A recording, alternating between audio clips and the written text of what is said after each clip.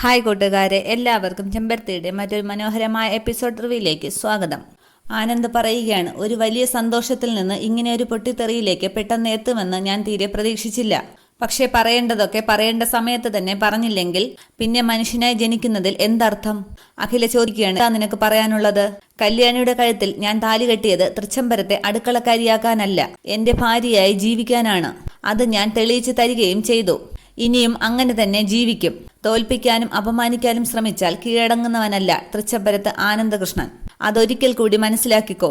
അതിനുശേഷം കല്യാണിയുടെ കൈയും പിടിച്ച് പുറത്തേക്ക് പോകാൻ ഒരുങ്ങുകയാണ് ആനന്ദ്. അപ്പോൾ കല്യാണി പറയുന്നു, വലിയ കുഞ്ഞ് നിൽക്ക്. കല്യാണി അഖിലയുടെ അടുത്ത് ചെന്ന് പറയുകയാണ്, മാഡം, എനിക്ക് ചിലത് സംസാരിക്കാനുണ്ട്. ഞാൻ മാഡത്തിന്റെ മകനെ അപഹരിച്ചു കൊണ്ടുപോയതാണെന്ന് മാഡം പറഞ്ഞു. അത് അങ്ങനെ തന്നെ ആയിക്കോട്ടെ. പക്ഷേ നശിപ്പിക്കപ്പെട്ടെങ്കിലും തൃച്ചംബരത്ത് ആനന്ദകൃഷ്ണന്റെ കുഞ്ഞിനെ ഉദരത്തിൽ പേറിയവളാണ് ഞാൻ. തൃച്ചംബരത്തെ മൂത്ത മരുമകളാകാൻ എന്തൊക്കെയാണ് പരമാവധി യോഗ്യത? അതെനിക്കറിയണം. മേഡത്തിന്റെ പേരിൽ കേസ് കൊടുത്തതിൽ എനിക്ക് കുറ്റബോധം ഉണ്ട്. അതിനുശേഷം തൊഴുകൈയോടെ കല്യാണി പറയുകയാണ്, അതിന് ഞാൻ മാപ്പ് ചോദിക്കുകയാണ്. അതിനുശേഷം കല്യാണി ആനന്ദിനെ ചൂണ്ടിക്കാട്ടി പറയുകയാണ്, എനിക്ക് ആനന്ദകൃഷ്ണന്റെ ഭാര്യയായി ജീവിക്കണം ജീവിതകാലം മുഴുവൻ. അതിന് എന്തൊക്കെയാണ് യോഗ്യതയാണ് വേണ്ടതെന്ന് വെച്ചാൽ അത് ഞാൻ നേടും. ഇതെന്റെ പ്രതിജ്ഞയാണ്, കല്യാണിയുടെ പ്രതിജ്ഞ. അതിനുശേഷം അഖിലയുടെ മുൻപിൽ വന്ന് പറയുകയാണ്, തൃച്ചംബരത്തെ ആനന്ദകൃഷ്ണന്റെ ഭാര്യയാകാൻ മാഡം പറയുന്ന എല്ലാ പരീക്ഷണങ്ങളും നേരിടാൻ ഞാൻ തയ്യാറാണ്. അതുവരെ മാഡം പറഞ്ഞതുപോലെ ഞാനിവിടെ ഒരു വേലക്കാരിയായി ജീവിക്കും. ഇത് കേട്ട് ആകപ്പാടെ അന്തമിട്ട് നിൽക്കുകയാണ് ആനന്ദും അഖിലാണ്ടേശ്വരിയും. തൃച്ചംബരത്തെ ശിവരാമകൃഷ്ണനും അഖിലാണ്ടേശ്വരിയും പോലെ തന്നെയാണ് ഞാനും എന്റെ വലിയ കുഞ്ഞും തമ്മിലുള്ള ആത്മബന്ധം. ആനന്ദിന്റെ കൈ വെച്ചിട്ട് കല്യാണി പറയുകയാണ്, മരണം വരെ എനിക്ക് എന്റെ കുഞ്ഞിന്റെ കൂടെ ജീവിച്ചേ പറ്റൂ. അത് കേട്ട് ആനന്ദ് വളരെയധികം സന്തോഷിക്കുകയാണ്. അതുകൊണ്ട് ഒരിക്കൽ കൂടി മാഡത്തിന്റെ യോഗ്യതാ പരീക്ഷണങ്ങൾക്കായി ഞാനിവിടെ നിൽക്കാൻ തീരുമാനിക്കുന്നു, അടുക്കളക്കാരിയായി. എന്നിട്ട് ആനന്ദിനോട് പറയുകയാണ്, വലിയ കുഞ്ഞെന്നെ അനുഗ്രഹിക്കണം. ഇതൊരിക്കലും എന്റെ നിഷേധമായിട്ട് കാണരുത്. കല്യാണിയെ തോളിത്തട്ടി സമാധാനിപ്പിക്കുകയാണ് ആനന്ദ്. അതിനുശേഷം അഖിലയും കല്യാണിയും നേർക്കുനേർ നോക്കിയിട്ട് കല്യാണി അടുക്കളയിലേക്ക് പോവുകയാണ്. പിന്നീട് കാണിക്കുന്നത് സുബ്രുവിന്റെ വീട്ടിലെത്തുന്ന അരവിന്ദിനെയാണ്. വണ്ടിയിൽ നിന്നിറങ്ങി അരവിന്ദ് ബ്രോ എന്ന് വിളിക്കുകയാണ്. പുറത്തേക്ക് ഇറങ്ങി വന്ന ആനന്ദ് ചോദിക്കുകയാണ്, എന്തു വേണം? അരവിന്ദ് പറയുകയാണ്, ഒരു അന്യനെ പോലെ എന്നെ കാണരുത് ബ്രോ. ഞാൻ ബ്രോയോട് മാപ്പ് ചോദിക്കാനാണ് വന്നത്. ജീവിതത്തിൽ ഇന്ന് വരെ ഞാൻ ബ്രോയോട് ഒരു വാക്ക് പോലും എതിർത്ത് സംസാരിച്ചിട്ടില്ല. ബ്രോയ്ക്ക് സങ്കടം ഉണ്ടാക്കുന്ന രീതിയിൽ ഒന്നും പ്രവർത്തിച്ചിട്ടും ഇല്ല. അമ്മ മരിച്ചു കിടന്നപ്പോൾ ബ്രോ പട്ടടയ്ക്ക് പോലും തീ കൊളുത്താൻ വരാതിരുന്നപ്പോൾ എന്റെ നിയന്ത്രണം വിട്ട് ഞാൻ എന്തൊക്കെയോ പറഞ്ഞു പോയി. അതിനുശേഷം അരവിന്ദ് ആനന്ദിന്റെ കൈ പിടിച്ച് കരയുകയാണ്. എന്നിട്ട് പറയുകയാണ്, ബ്രോ എനിക്ക് മാപ്പ് തരണം. മാപ്പ് എന്ന് വീണ്ടും പറയുകയാണ് അരവിന്ദ്. നിറകണ്ണുകളോടെ ആനന്ദും പറയുകയാണ്, പിന്നെ എനിക്കതൊക്കെ സഹിക്കാൻ കഴിയുമെന്നാണോ നീ പറയുന്നത്? അരവിന്ദ് പറയുകയാണ്, ഇല്ല, ഒരിക്കലുമില്ല. പക്ഷേ ബ്രോയ്ക്ക് എന്നേക്കാളേറെ മനക്കരുത്തുണ്ട്. ആ സമയത്ത് ബ്രോ എന്നോടൊപ്പം ഇല്ലാതെ മാറി നിന്നില്ലേ? അതൊക്കെ എന്റെ ഹൃദയം കീറിമുറിക്കുന്നതിന് തുല്യമായിരുന്നു. നമുക്കുണ്ടായ ഏത് പ്രതിസന്ധികളിലും നമ്മൾ ഒരുമിച്ച് നിന്നവരാണ്. എനിക്കുണ്ടായതും ഞാൻ ഉണ്ടാക്കി വെച്ച എല്ലാ ഏടാകൂടങ്ങളിൽ നിന്നും എന്നെ രക്ഷപ്പെടുത്തിയത് ബ്രോ ആയിരുന്നു. ഒരു കൈവെള്ളയിലെന്ന പോലെയാണ് ബ്രോ എന്നെ കാത്തത്. അതുപോലെ തന്നെ ബ്രോയുടെ എല്ലാ കാര്യങ്ങളിലും ഞാനുണ്ടായിരുന്നില്ലേ? സത്യത്തിൽ ഞാൻ എന്നും ബ്രോയുടെ ചിറകിൻ കീഴിലായിരുന്നു. ബ്രോയുടെ തണലിലെ എന്നെ എല്ലാവരും കണ്ടിട്ടുള്ളൂ. തൃച്ചംബരത്ത് ആനന്ദകൃഷ്ണന്റെ അനിയൻ എന്ന ഐഡന്റിറ്റിയിലാണ് ഞാൻ വളർന്നതും വളരാൻ ആഗ്രഹിച്ചതും. എന്റെ ആദർശ പുരുഷൻ അച്ഛനായിരുന്നില്ല, അതിൽ നിൽക്കുന്ന ബ്രോയാണ്.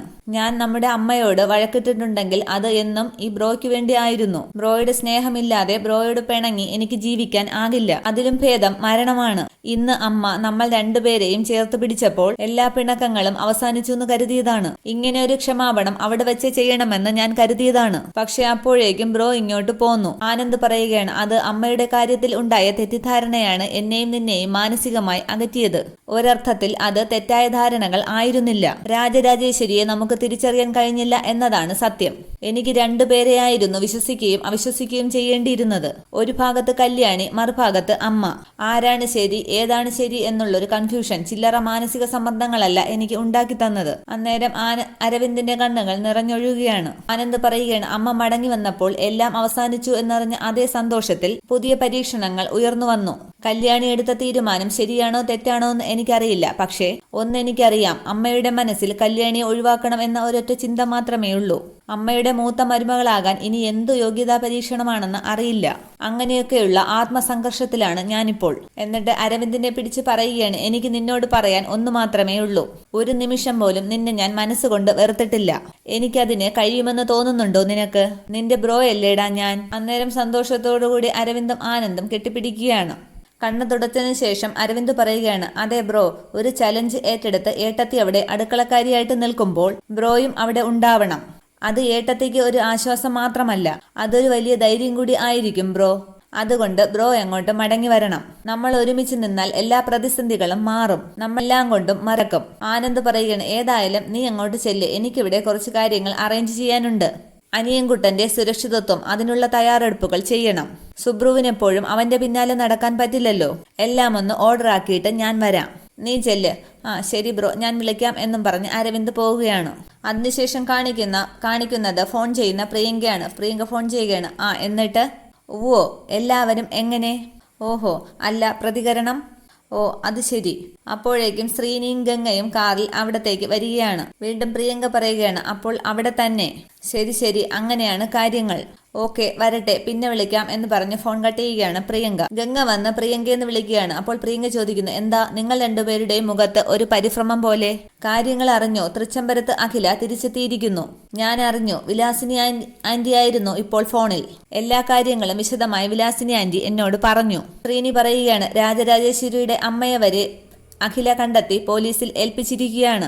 കാര്യങ്ങൾ ഗുരുതരമാവും. ഗംഗ പറയുകയാണ്, രാജരാജേശ്വരിയുടെ മരണം സ്വാഭാവിക മരണം അല്ല, അതൊരു കൊലപാതകമാണ്. പോലീസ് അന്വേഷണം ഐജിയുടെ നേതൃത്വത്തിലാണ് നടക്കുന്നത്. അവരിങ്ങോട്ടെ ആദ്യം വരൂ, അതുറപ്പാണ്. പ്രിയങ്ക പറയുകയാണ്, കുറ്റവാളികളെ കണ്ടെത്താനാണ് പോലീസ് സേന, അതവര് കണ്ടെത്തട്ടെ. ശ്രീനി പറയുകയാണ്, പ്രിയങ്കെ, അതാത് സമയത്ത് ഐജിയെ കാര്യങ്ങൾ അറിയിച്ചാണ് അഖില കാര്യങ്ങൾ നീക്കിയത്. രാജരാജേശ്വരിക്ക് എല്ലാ സഹായങ്ങളും ചെയ്തു കൊടുത്തത് നമ്മളാണെന്ന് അഖിലയ്ക്ക് അറിയാം. അപ്പോൾ പോലീസ് നിശ്ചയമായിട്ടും ഇങ്ങോട്ടേ വരൂ ആദ്യം, സംശയം വേണ്ട. പ്രിയങ്ക പറയുകയാണ്, അതല്ല ശ്രീയേട്ട, പോലീസല്ല നമ്മുടെ പ്രതിയോഗികൾ. നമുക്കെതിരെ തെളിവുകൾ ഇല്ലെങ്കിൽ പോലീസിന് നമ്മളെ ഒന്നും ചെയ്യാൻ കഴിയില്ല. ഇതല്ല വിഷയം. അടിമുടി കെട്ടിവെച്ച കനത്ത ബന്ധങ്ങളെല്ലാം തകർത്ത് മരണക്കയത്തിൽ നിന്നും രക്ഷപ്പെട്ടു പൊങ്ങി വന്ന രണ്ടാം പാണ്ഡവത്തിന്റെ ഭാവത്തിലാണ് അഖിലയുടെ ഈ തിരിച്ചുവരവ്. ഒരു ഗദ കൊണ്ട് കൗരവപ്പടയുടെ 3/4 ഭാഗം അടിച്ചു കൊന്നവനാണ് ഭീമൻ. ആ ഭാവമാണ് ഇപ്പോൾ അഖിലയ്ക്ക്. അതുകൊണ്ട് നമ്മളിപ്പോൾ ഭയക്കേണ്ടത് പോലീസിനെ അല്ല, അഖിലയാണ്. എല്ലാ പ്രതികാരങ്ങളും മനസ്സിലിട്ട് കത്തി ജ്വലിപ്പിച്ച് അഖിലയൊരു സംഹാരരുദ്രയെ പോലെ നാഗമടത്തേക്ക് പാഞ്ഞുവരും. ആ അഖിലയെ തകർക്കാനുള്ള വഴികളാണ് നമ്മളിപ്പോൾ ആലോചിക്കേണ്ടത്. വിലാസിനി ആന്റി പറഞ്ഞത് വെച്ച് നോക്കുമ്പോൾ അഖിലയെ മാത്രമല്ല നമ്മളിപ്പോൾ നേരിടേണ്ടത്. 2 പ്രതികാര ദുർഗകളാണ്. ഒന്ന് അഖിലയാണെങ്കിൽ മറ്റൊന്ന് കല്യാണിയാണ്. അന്നേരം ഗംഗ സംശയത്തോടെ ചോദിക്കുകയാണ്, പ്രിയങ്ക എന്താണ് പറഞ്ഞു വരുന്നത്? അതേ ഗംഗെ, കല്യാണിയും തൃച്ചംബരത്ത് താമസമാക്കിയിരിക്കുന്നു. കല്യാണിയുടെ ലക്ഷ്യം വേറെയാണെങ്കിലും ആ ലക്ഷ്യത്തിലേക്ക് എത്താൻ അവൾക്ക് നമ്മളെയും നേരിടേണ്ടി വരും. കല്യാണി പണ്ട് നാഗമഠത്തെ പ്രിയങ്കയുടെയും ഗംഗയുടെയും കാലിൽ കൊണ്ട ഒരു മുള്ളു മാത്രമായിരുന്നു. പക്ഷെ ഇന്നവൾ നാഗമഠത്തെ പെൺകുട്ടികളുടെ ശരീരം തകർക്കുന്ന ക്യാൻസറായിട്ട് മാറിയിരിക്കുകയാണ്. മനസ്സിലായോ? ഇപ്പോൾ വീണ്ടും നമ്മുടെ മുൻപിലാണ് ശത്രുക്കൾ, 2 ആളും. ആ 2 പേരെയും നമ്മൾ തകർത്തേ പറ്റൂ. നാഗമഠത്ത് നിന്ന് വിലാസിനി ആന്റിയെ ഒഴിവാക്കണമെന്ന് നമ്മൾ ആലോചിച്ചതാണ്. പക്ഷെ ഈ അവസ്ഥയിൽ വിലാസിനി ആന്റിയുടെ സഹായം നമുക്ക് ആവശ്യമുണ്ട്. അവരെ കൂടെ നിർത്തിയേ പറ്റൂ. അന്നേരം ഗംഗ ചോദിക്കുകയാണ്, അതിനു മുമ്പ് അഖില നമ്മളെ തേടി വന്നാലോ? പ്രിയങ്ക പറയുകയാണ്, ഇനി പരീക്ഷണങ്ങൾക്കൊന്നും തയ്യാറാവാതെ ഒറ്റ ബുള്ളറ്റിലങ്ങ് തീർത്തേ മതിയാവൂ. പിന്നീട് കാണിക്കുന്നത് തൃച്ചംബരമാണ്. അവിടെ ശിവരാമകൃഷ്ണൻ കിടന്ന് ഉറങ്ങുകയാണ്. പക്ഷേ ശിവരാമകൃഷ്ണൻ എന്തൊക്കെയോ സ്വപ്നം കണ്ട് ഞെട്ടുകയാണ്. അമ്പലത്തിലെ ശ്രീകോവിലിരിക്കുന്ന ദേവിയെയാണ് ശിവരാമകൃഷ്ണൻ സ്വപ്നം കാണുന്നത്. പെട്ടെന്ന് സ്വപ്നം കണ്ട് ഞെട്ടി ഉണരുകയാണ് ശിവരാമകൃഷ്ണൻ. ഞെട്ടി ഉണർന്ന ശിവരാമകൃഷ്ണൻ കട്ടിലിൽ നിന്നും എഴുന്നേൽക്കുകയാണ്. പക്ഷേ ശിവരാമകൃഷ്ണന് തല നന്നായി വേദനിക്കുന്നുണ്ട്.